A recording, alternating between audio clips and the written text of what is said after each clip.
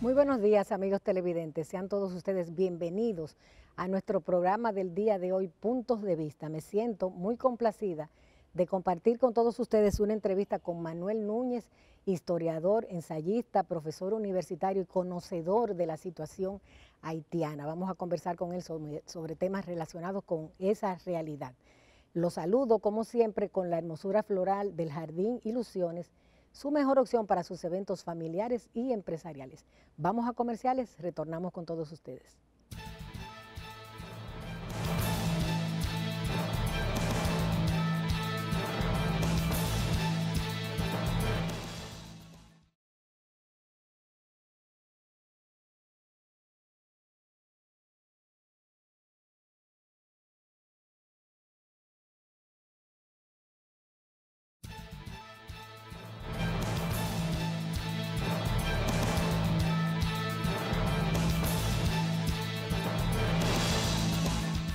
Me complace saludar la presencia en nuestro programa Puntos de Vista de Manuel Núñez, historiador, ensayista, profesor universitario y un conocedor de la realidad nacional y de la realidad de Haití. Buenos días, ¿cómo estás, Manuel? Dania, muy contento de estar aquí. Para mí un placer que estés acompañándome en este comeback aquí luego de tanto tiempo que no estaba en estudio, disfrutando la magia de la televisión directa aquí, frente a ti. Una gran satisfacción. Ya, qué bien. Para mí también. Bien, pues vamos a comenzar nuestro conversatorio en el día de hoy hablando sobre tu percepción de la realidad haitiana y de las relaciones dominico-haitianas. Mira, yo pienso que la realidad haitiana se ha convertido en un factor de perturbación para la República Dominicana. ¿Por qué? Porque el derramamiento de toda esa población en la República Dominicana ha producido un proceso de desnacionalización del empleo en la agricultura, en la construcción, en los servicios, en la buonería, incluso hasta en la mendicidad. Eso en torno al empleo. Luego está la relación que hemos tenido, por ejemplo, en la salud. Tenemos una cantidad inmensa de parturientas, de enfermos procedentes del país con los índices sanitarios más bajos del continente, con el liderazgo de la malaria, el liderazgo de todas las enfermedades que se transmiten por vectores, el liderazgo del SIDA, el liderazgo del cólera, liderazgo incluso, se puede decir, porque está a ojos vistas, liderazgo del COVID-19, porque evidentemente es el país con menos vacunación del continente y ellos no son inmunes a la enfermedad, no son una parte exceptuada de la humanidad que pueda decir que no tienen enfermedad. Entonces, todo ese tipo de cosas, acompañado también del hecho de que hay una gran cantidad de haitianos que están ocupando tierras, han construido villorros en muchos sitios del país, hay zonas que están prácticamente desnacionalizadas, hay una cantidad inmensa de batalles improvisados. El alcalde de Dajabón decía que prácticamente había una presencia masiva mayor que la dominicana de haitianos en esa zona. Así ocurre en grandes zonas de la frontera, donde la población haitiana pues está en un 18, en un 20, en un 30% de la población de la demarcación. Y eso naturalmente nos enfrenta a un proceso de desnacionalización masivo que pone en riesgo nuestra propia continuidad histórica como país independiente y todo eso ha sido proyectado, amparado por ONGs que viven de esa población y que están tratando de traspasarle definitivamente ese problema a la República Dominicana. Y junto a eso viene un problema adicional, y es que el Estado haitiano ha desaparecido. Es decir, Haití está ahora mismo bajo el mando de las bandas, no hay un polo de autoridad. Después de 17 años de la MINUSTAH, el gobierno no tiene ningún tipo de acción, no tiene control del espacio terrestre, no tiene control del espacio aéreo, no tiene control del espacio marítimo.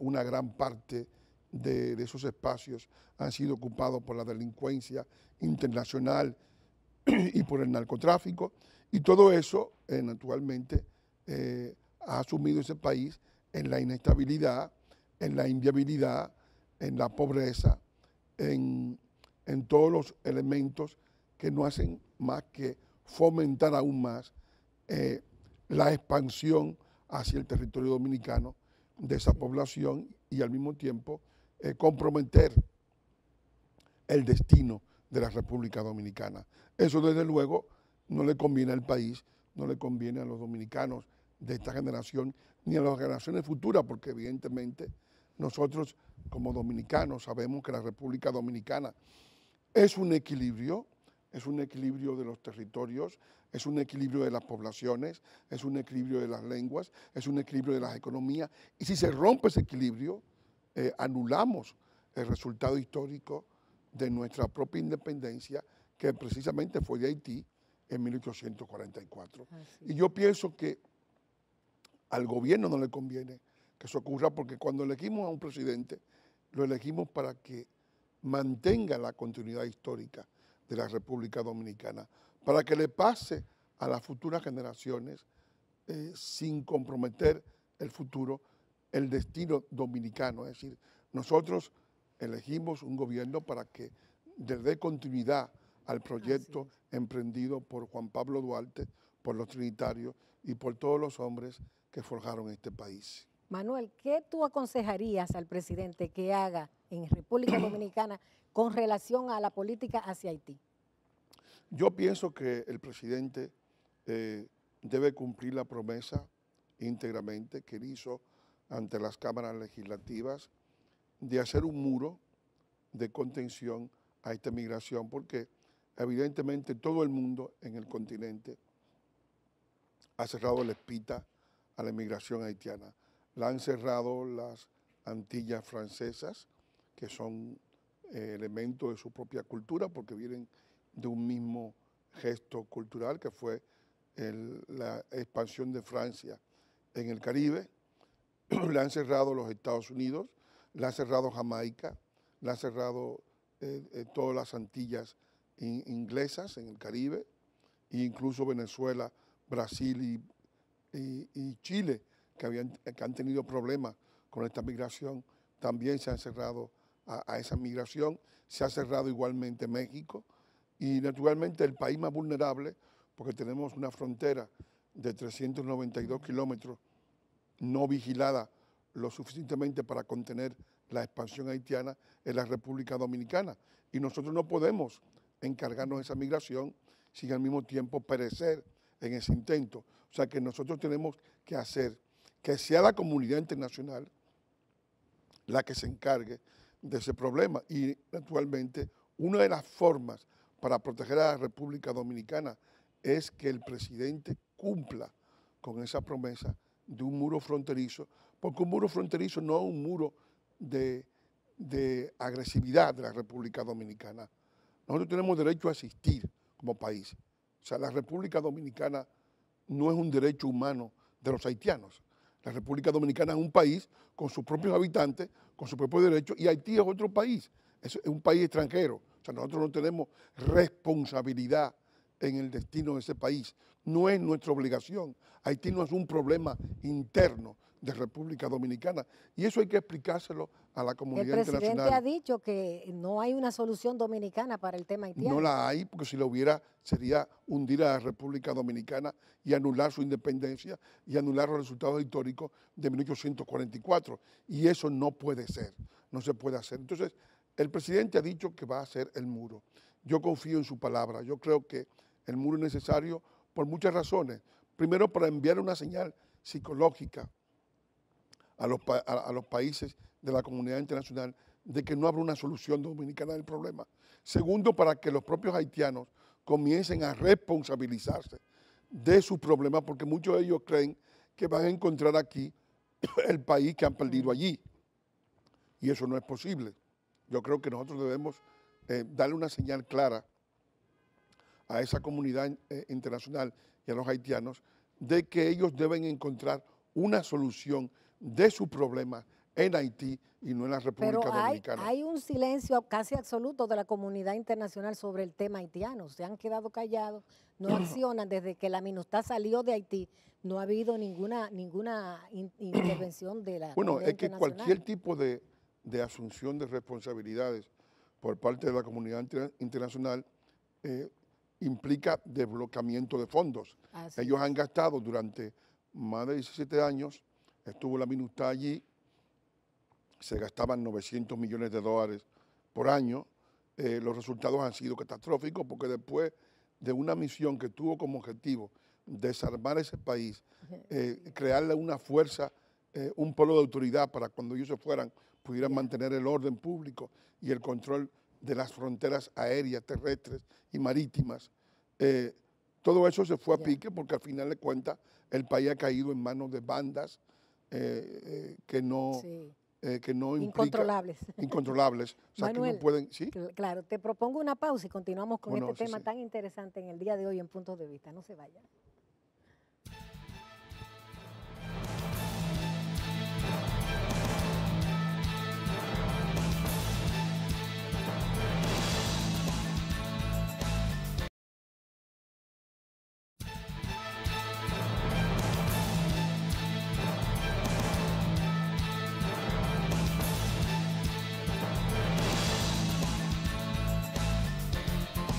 Estamos conversando en el día de hoy con el historiador Manuel Núñez y yo quiero traer a colación ahora un aniversario que se acaba de cumplir el 9 de febrero, el 200 aniversario de la ocupación haitiana en República Dominicana. Y recordamos que en su primera constitución ellos decían que la isla era una e indivisible. ¿Qué tú crees de esto, Manuel? Mira, la primera constitución haitiana con la cual se invadió la República Dominicana fue la creada por Dessalines y por los fundadores de ese estado en 1805. En esa constitución había dos artículos.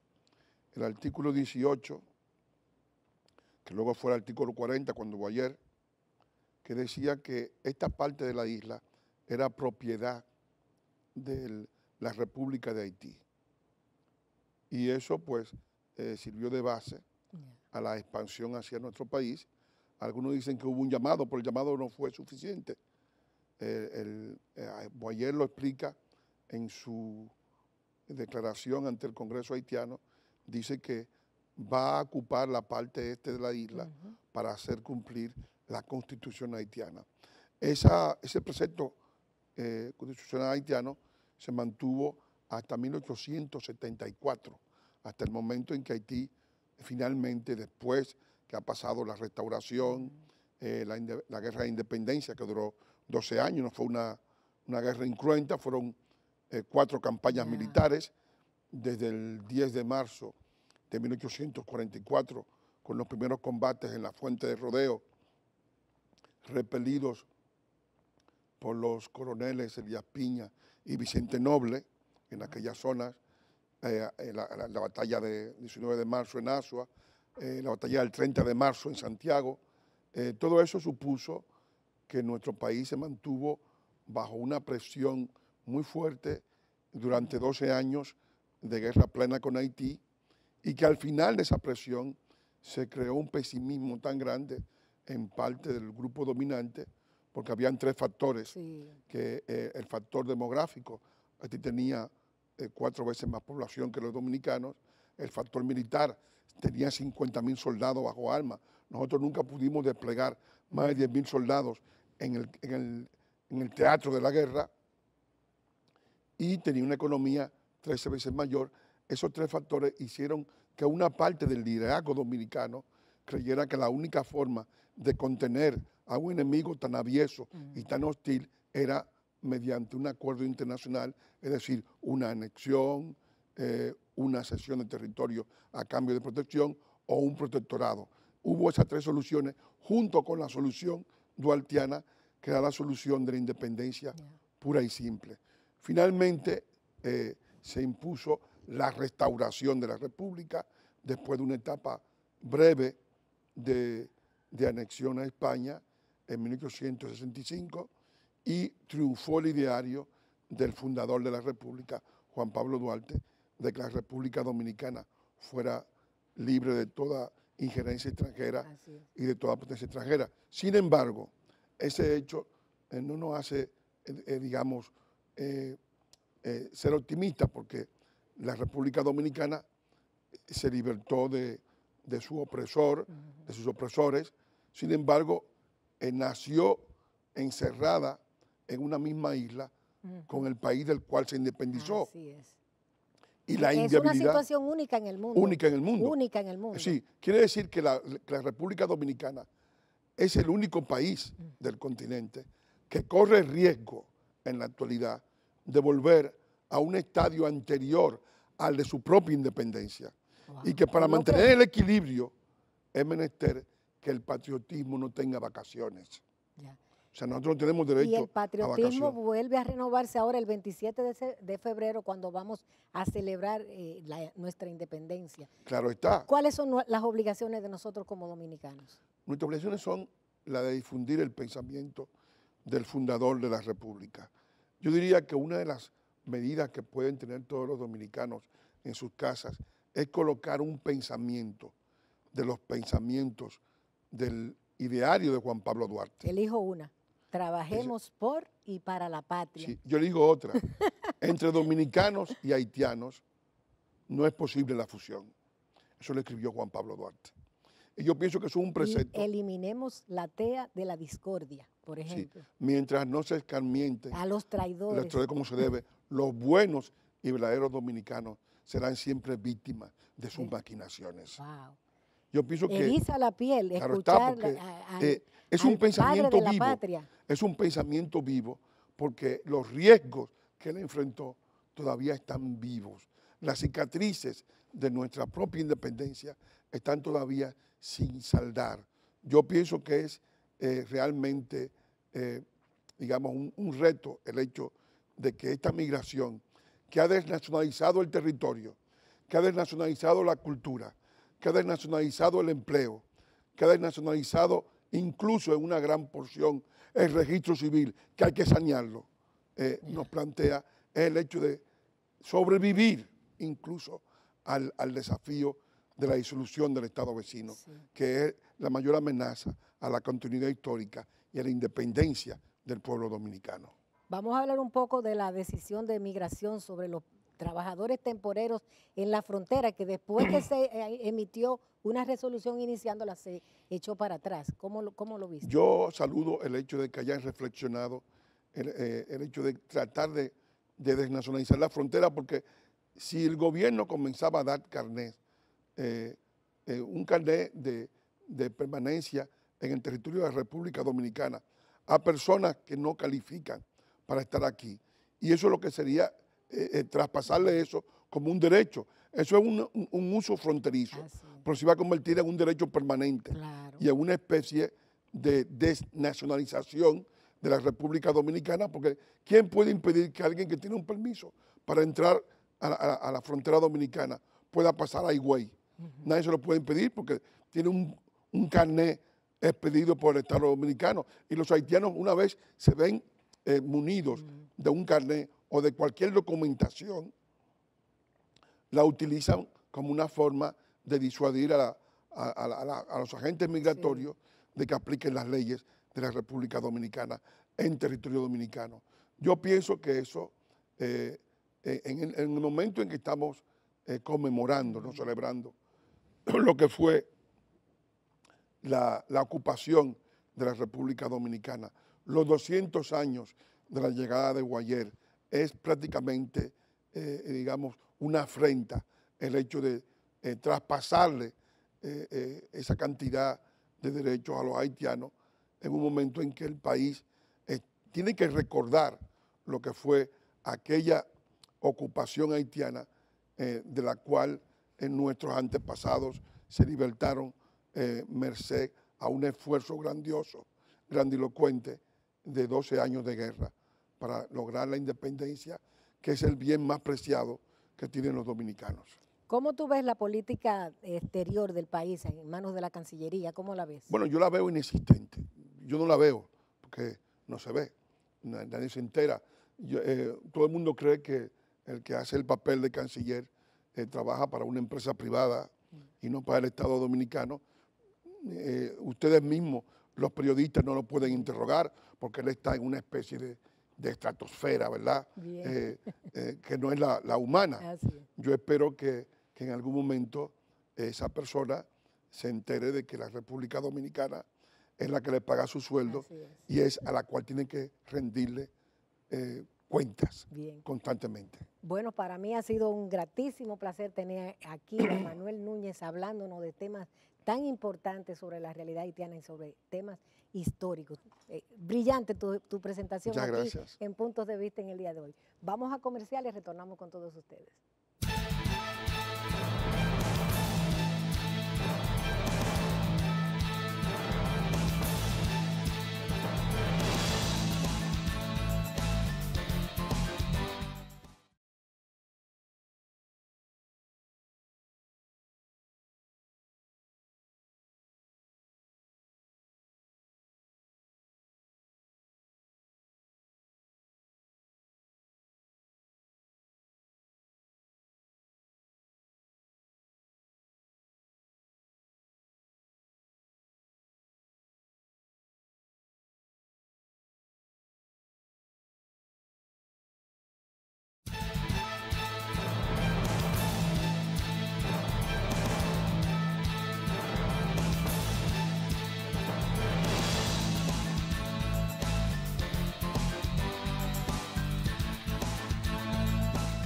Amigos televidentes, muy buenos días y como siempre nuestro agradecimiento por acompañarnos en otra propuesta de palpitar económico de Puntos de Vista.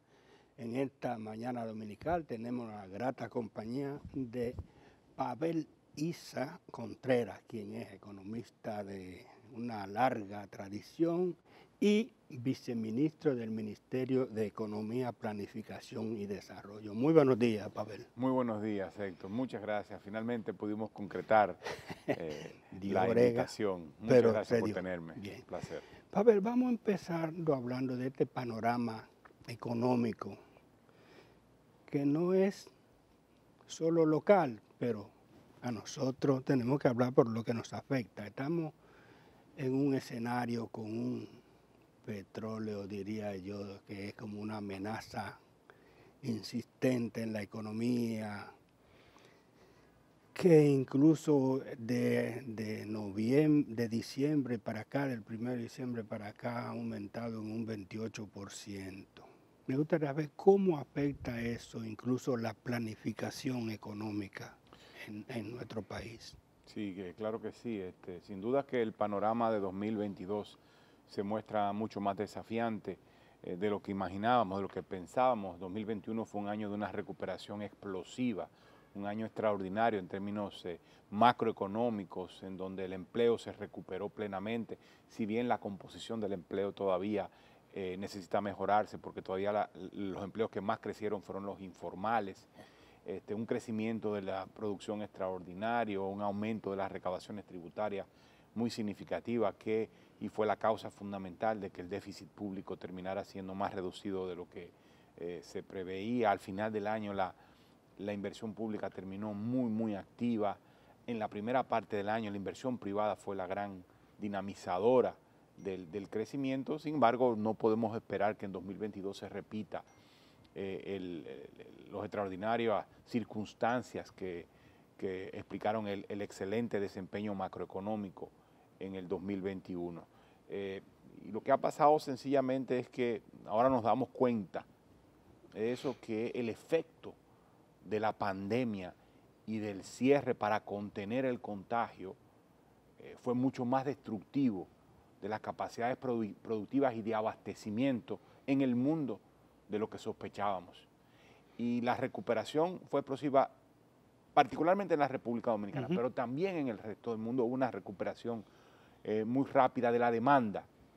Y eso ha puesto una presión sobre las cadenas de suministro muy fuerte que ha tenido consecuencias, y las cadenas de suministro no han podido responder a la velocidad de la recuperación de la demanda, y el resultado ha sido un aumento muy significativo de los precios, y a eso se suma algunas incertidumbres. Eso incluye el petróleo y la energía, y a lo que se viene a agravar en ese caso específico por situaciones de incertidumbre. Entonces, mira, uno lo que puede decir de esto es lo siguiente. Uno, el desafío del petróleo y de los altos precios de commodities y de los servicios de transporte, uno lo que debe esperar es que sea temporal. Si bien venimos diciendo esto desde hace unos buenos meses y no termina de ceder. Sí. Pero uno tiene que es temporal, aunque uno no sabe exactamente cuándo va a terminar. Uno supone lo más probable es que deba de ceder todas estas presiones.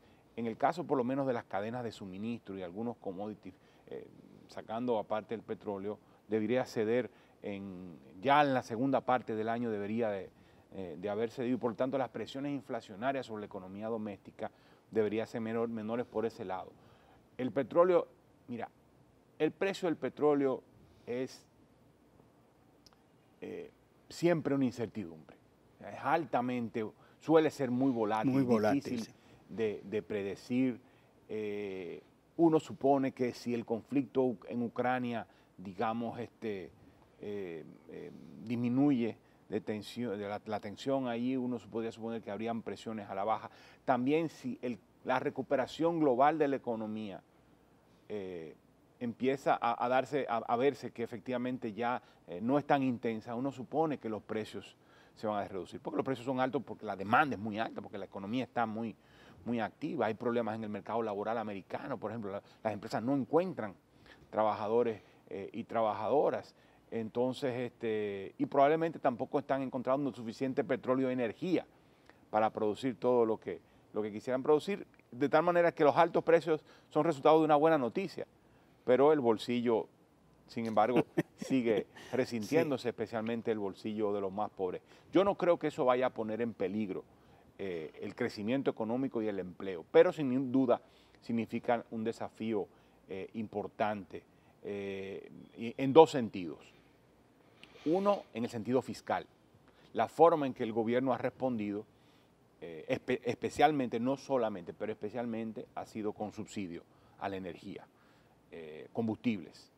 Y obviamente pero eso no es sostenible a largo plazo. Es muy problemático, es decir, tú estás distrayendo recursos urgentes, necesarios, con urgencia, en áreas fundamentales como educación, salud, infraestructura, justicia, seguridad pública, para contener los precios. Tú lo puedes mantener, pero obviamente tienes que reconocer el enorme problema que tiene eso, y es esto que te estoy diciendo.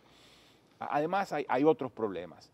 Si bien es cierto que la mayor parte del subsidio a la energía se va al GLP, al gas para cocinar, aunque hay una parte que se va a vehículos, ciertamente, uno dice, bueno, este subsidio está beneficiando a los hogares, especialmente a los hogares más pobres, que en su canasta el GLP pesa mucho.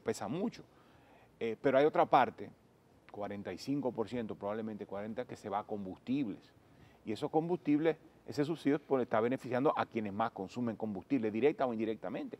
Y claramente son los más ricos, digamos, los estratos de más altos ingresos, los que más, y el transporte, por supuesto, que más se benefician de ese subsidio. Eso es un problema que tiene el subsidio a los hidrocarburos. Pero no hay otra forma en este momento de contener eso y de aliviar la situación en general, porque el tema del combustible no es solo el impacto directo en los bolsillos de la gente, sino también en todos los precios en toda la economía. Si no se hubiese introducido ese subsidio que tiene los problemas que yo acabo de señalar, problemas de equidad, especialmente lo que tiene que ver con gasolina y diésel, pero si no se hubiera hecho eso, los precios hubieran subido todavía más. Bueno, estuvieran realmente explosivos. Es un problema y tenemos muy poco margen de maniobra. Ese es un problema, el tema fiscal y el tema del impacto en la equidad. El otro problema que quería señalar es el tema de la balanza de pagos. Me gustaría que ese aspecto lo tocáramos en el próximo segmento. Vamos a hacer una breve pausa comercial.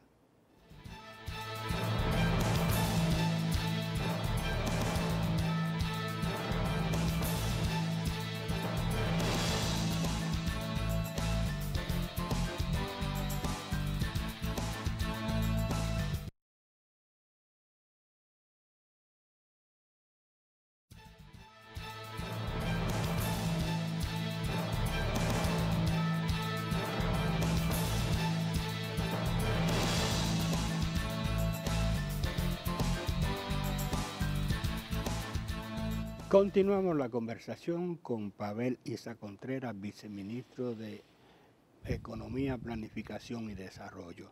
Tú señalabas que quería incluso citar el impacto que tiene y posiblemente pueda seguir teniendo esta situación en la balanza de pagos de la República Dominicana. La factura petrolera va a subir. El presupuesto se calculó a un precio del barril de petróleo de 62. Todo, y las expectativas de crecimiento, el crecimiento proyectado para el año 2022 se supone que va a ser de 5.5% y se calculó con un precio de 62. Obviamente eso pone presión sobre el crecimiento, aunque yo pienso que eso no va a ser el gran problema, sino más bien sobre los precios por una parte y por otro lado sobre la balanza de pago. Y fiscal también, porque como dije, pues el gobierno, lo que pasa es que en términos fiscales, Héctor, el alto precio de los hidrocarburos a nivel internacional sube las recaudaciones, pero también eleva el subsidio eléctrico, ¿no? Entonces, y ahora que hay una decisión de política de dar toda, o sea, cambió la política energética de una política que estaba utilizando lo que llamaban administración de la demanda, que era dar apagones para que el subsidio y el déficit no fuera tan alto.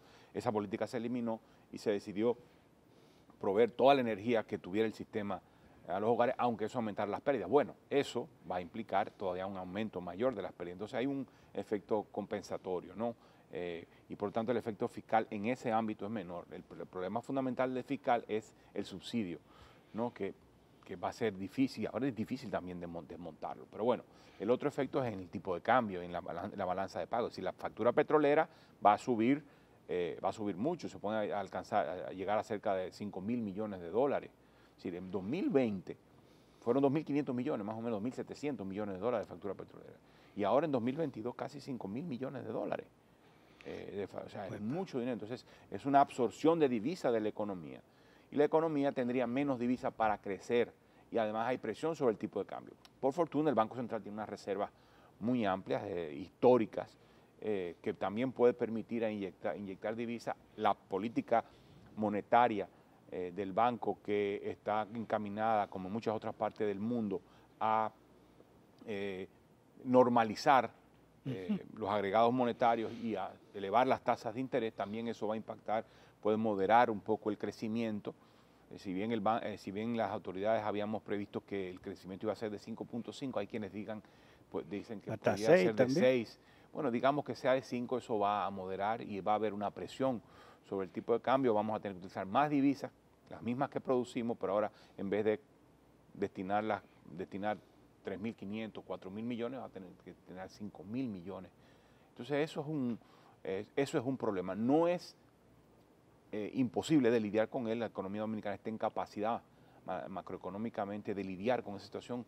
Hay reservas para hacerlo. Los sectores de exportación están creciendo de manera importante. El turismo va a generar mucha más divisa de lo que el año pasado generó, porque no tendremos el primer año. Recuérdense que la primera mitad del año 2021 el turismo continuaba bajo, y fue en la segunda mitad que ha logrado una plena recuperación. Entonces, si bien es un desafío, no es el más importante. El más importante es el que tú planteaste al inicio, que es el tema de los precios y cómo y la presión que pone sobre el gobierno de utilizar ingresos fiscales tan necesitados en áreas más prioritarias para hacer que la gente no sienta en su bolsillo el rigor de los altos precios. Lo esperable es que en el segundo semestre esa presión baje. Porque el tema de los precios también tiene además del elemento externo que influye,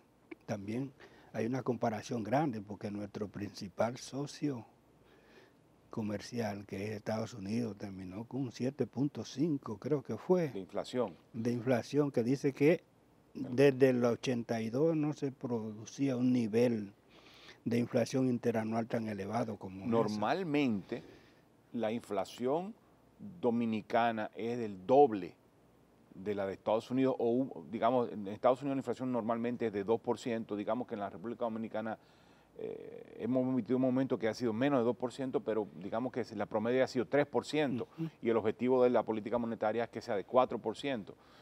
ahora están igualadas. O sea, la inflación dominicana es apenas unos pocos décimas por encima de lo que es la inflación estadounidense. O sea, todo el mundo está siendo afectado por eso. Por eso tú ves a todas las autoridades, todos los bancos centrales reaccionando, elevando la tasa de política monetaria. Mi preocupación con eso es que la política monetaria vaya demasiado lejos y termine sacrificando la recuperación, ¿ya? Es decir, ¿cuál es la idea? Bueno, la idea es subir la tasa del Banco Central, de cualquier banco central, de tal manera que las tasas en el mercado suban, ¿no? Y sea más atractivo tener el dinero, tener el dinero depositado, guardado, y desestimular la inversión, ¿eh? Porque pedir dinero prestado para invertir es más caro. Entonces, eso obviamente ralentiza el crecimiento y ralentiza el empleo, la creación de empleo. Pero lo que estamos necesitando es más empleo y más empleo de calidad, ¿no?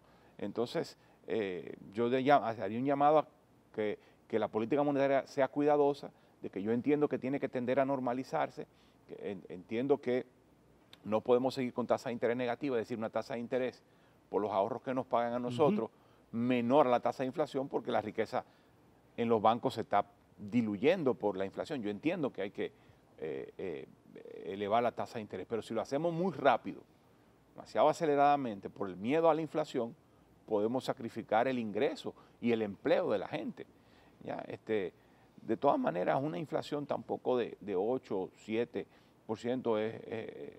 es algo catastrófico. Más catastrófico sería que el crecimiento fuese de 3% y que el ingreso per cápita en la economía termine reduciéndose. Eso es más seguro. O sea, el principal desafío sigue siendo el empleo.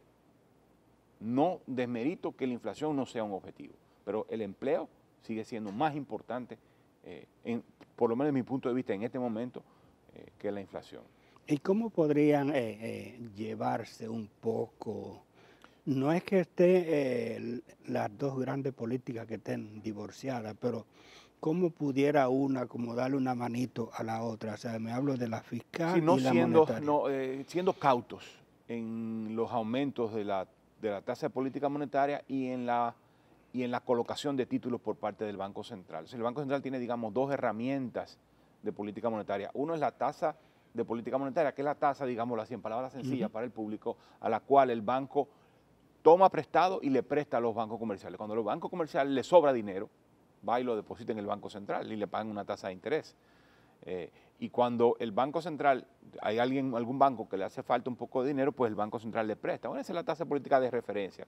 Hay una tasa mayor, una tasa menor, pero esa es la tasa, digamos, de referencia. Hay una banda, ¿no? Entonces, la otro instrumento es retirar dinero de circulación y lo hace especialmente a través de, lo puede hacer a través del encaje legal, pero también lo hace a través de colocación de títulos, es decir, tomarle dinero prestado al público, ¿no? Lo que llamamos la deuda cuasificar del Banco Central, que es eso, es todo el dinero esa que el Banco subasta Central, que de vez en cuando se hace. Bueno, ser cautos en eso.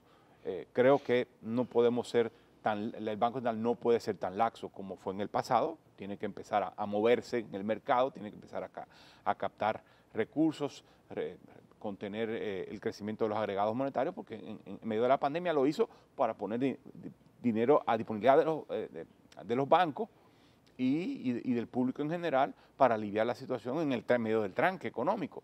Se entiende y era absolutamente necesario, ahora hay que normalizarla, pero no se puede normalizar de golpe y porrazo, hay que ser cuidadoso, hacerlo de forma gradual.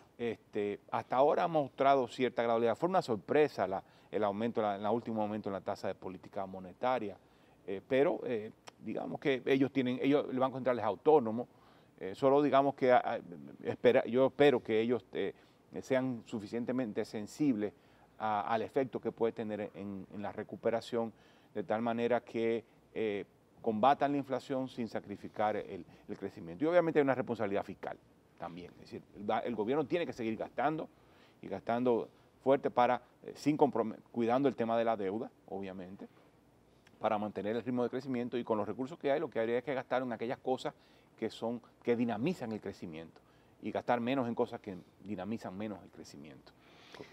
Aunque el tema de los subsidios tú citabas que es una especie de limitante, pero en cuanto a inversiones públicas, que son la parte que en realidad motoriza. Más mueve, sí. Es que El más sector mueve, construcción sí. está claro que es un sector con mucho encadenamiento. O sea, la matriz insumo-producto que contábamos, es decir, que es una matriz donde se muestran las relaciones entre los sectores económicos, indican que el sector construcción tiene mucha relación con otros sectores y los ala, y es muy importante invertir. Bueno, se está esperando que una inversión para este año de 140.000 millones de pesos, es decir, una cifra importante. El año pasado se gastó 120.000 millones, se gastó lo que se presupuestó, a pesar de lo lento que empezó en la primera parte de la En los en la últimos segunda. 3 meses fue casi que ese vuelco. Fue un vuelco muy significativo y terminó a toda máquina la inversión pública. Ahora mismo estamos hablando de un aumento en la inversión y un aumento real en la inversión pública en obras de infraestructura que no están concentradas en la capital, es importante decirlo, sino que están distribuidas en el territorio, con fuerte inversión en agua, que ha sido históricamente descuidado. Continúa la infraestructura vial teniendo un sitial importante entre los sectores prioritarios de inversión pública. El tema de vivienda también va a recibir una importante está recibiendo una importante inyección de recursos. Siempre el tema de energía en inversión pública ocupa entre los primeros lugares, de tal manera que yo creo que esa cartera va a jugar un rol importante en sostener la demanda agregada y con ella el crecimiento económico. Yo apostaría que eso fuera todavía más en años por venir, que logremos reorientar el gasto público hacia un poco más de inversión, conteniendo el gasto corriente, excepto aquel gasto corriente importante, imprescindible, necesario para mantener los servicios públicos. Y muchas veces un gasto capital va acompañado necesariamente de un gasto corriente. Invierte en una escuela y tiene que contratar maestros. Invierte en un hospital, en una clínica, en una unidad de atención primaria, tiene que contratar. Eso está claro, pero quizás la composición de inversión, gasto corriente y gasto de capital del gobierno debería moverse un poco más hacia gasto de capital. Pavel, gracias por aceptar nuestra invitación y espero que no sea tan difícil volvernos a juntar por acá. Yo creo que ahora podemos con más frecuencia vernos, con muchísimo gusto. Eso espero. Y a ustedes, amigos televidentes, como siempre, la cita para el próximo domingo en otros puntos de vista. Hasta entonces.